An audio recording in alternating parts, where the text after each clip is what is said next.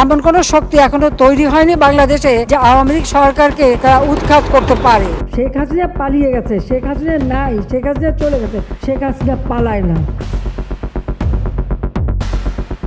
এক সময় যার কথায় উঠত বসত সব, নিজেকে দুর্দণ্ড প্রতাপশালী মনে করতেন। তিনি ছিলেন স্বৈরাচারের মহারানী।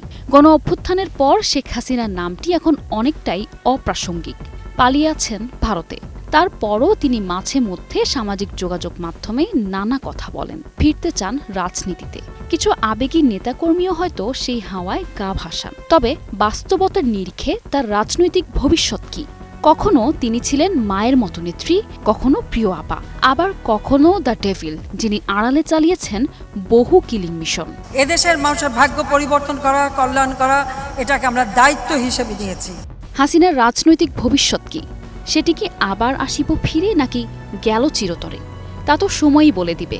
কিন্তু এখন পরিস্থিতি এমন, নাটকীয়তাই যখন রাজনীতির নামান্তর, তখন শেখ হাসিনার ভবিষ্যৎ হয়ে উঠেছে এক রাজনৈতিক থ্রিলারের কেন্দ্রবিন্দু। পটভূমি প্রস্তুত, চরিত্রগুলোও মঞ্চে।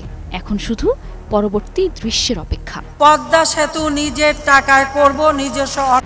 দীর্ঘদিন শাসন করার পর হঠাৎ করেই দৃশ্যপট থেকে উধাও শেখ হাসিনা। এখন হাসিনা মানেই দেশে গুজবের হাওয়া, মিমের ঝড় এবং ফেসবুক লাইভে বিশ্লেষকদের বিশ্লেষণ। পতিত স্বৈরাচার হাসিনা এখন ভারতের রাজনৈতিক আশ্রয়ে রয়েছেন। এখন তার সরকার ক্ষমতাচ্যুত। বাংলাদেশে হাসিনার সাজানো গোছানো বাগান তছনছ হয়ে গেছে। এখন মোদিদের নিয়োগ দেয়া কেয়ারটেকার বাংলাদেশে আর কেউ নেই। এদিকে হাসিনা যাওয়ার পর বাংলাদেশকে বেকায়দায় ফেলার সব রকম নীল নকশার ছক কষা শেষ দিল্লির। ৮ মাসেরও বেশি সময় হয়েছে হাসিনা ভারতে পালিয়ে যাওয়ার। এরপর অনেক ঘটনাই ঘটে গেছে। অসংখ্য হত্যা মামলা রুজু হয়েছে। মাটির সঙ্গে মিশে গেছে হাসিনার দাম্ভিকতা। ৩২ নম্বর। তার দলের অস্তিত্ব থেকেও নেই কোথাও। একটি লোকও নেই তার দলের পক্ষে কথা বলার। সব গা ঢাকা দেয়া। কোথায় যে হারিয়ে গেল এ নিয়ে রীতিমতো গবেষণা চলছে। এমন কোন শক্তি এখনো তৈরি হয়নি বাংলাদেশে যে আওয়ামী লীগ সরকারকে উৎখাত করতে পারে। তাদের এই বলে আশ্বস্ত করেন, আমি দ্রুত আসছি, ভয় পেও না, সব ঠিক হয়ে যাবে। শুরুর দিকে এসব কথাবার্তা অনেকেই আমলে নিতেন, উৎসাহিত বোধ করতেন। এখন জোয়ার ভাটার মতো সকাল বিকাল মনোবল চাঙ্গা হচ্ছে। অনেকে আবার ক্যাম্প পরিবর্তন করছেন। পরিস্থিতি শেখ হাসিনার জন্য কোনো অবস্থাতেই অনুকূলে নেই। একদিকে মামলা মোকদ্দমা, অন্যদিকে আন্তর্জাতিক চাপ তাকে আরও কোণঠাসা করেছে। পুলিশের একজন শীর্ষ কর্মকর্তার ১৬৪ ধারায় জবানবন্দি শেখ হাসিনার রাজনৈতিক ভবিষ্যৎকে আরও জটিল করে তুলেছে। দল পুনর্গঠনের প্রক্রিয়াও ঝুলে গেছে।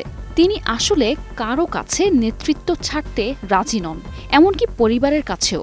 রাজনৈতিক পণ্ডিতরা বলছেন, শেখ হাসিনার ভাগ্যে যাই ঘটুক না কেন, দল হিসেবে আওয়ামী লীগের অস্তিত্ব অতীতের যে কোনো সময়ের তুলনায় চ্যালেঞ্জের মুখে।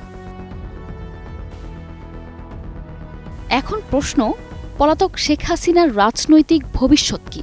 পুরনো কার্ড খেলবেন, নাকি নতুন মোড় আসবে, নাকি একেবারেই গেম ওভার? নিশা আলম, নিউজ ডেস্ক, ২১ টেলিভিশন।